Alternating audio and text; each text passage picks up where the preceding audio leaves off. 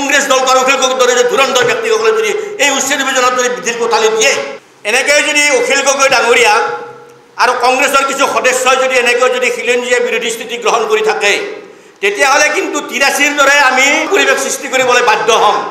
83 চনত যেনেকৈ কংগ্ৰেছৰ মানুহবিলাকে যেনেকৈ বাৰী পিছে পিছে দৌৰি আছিল জনসাধাৰণৰ ভয়ত, এই জাতিদ্ৰোহী কংগ্ৰেছসকলে যদি এই জাতিৰ যিটো আমাৰ বিপদৰ সময়ত যিটো উচ্ছেদ অভিযান চলি আছে, মই অলপ আগতে কৈছোঁ যে এই উচ্ছেদ অভিযান বিজেপি চৰকাৰে কৰা নাই। আচলতে এই উচ্ছেদ অভিযান 44 চনত গোপীনাথ বৰদলৈ বিষ্ণুৰাম মেধিহঁতে উচ্ছেদ অভিযান চলাইছিল।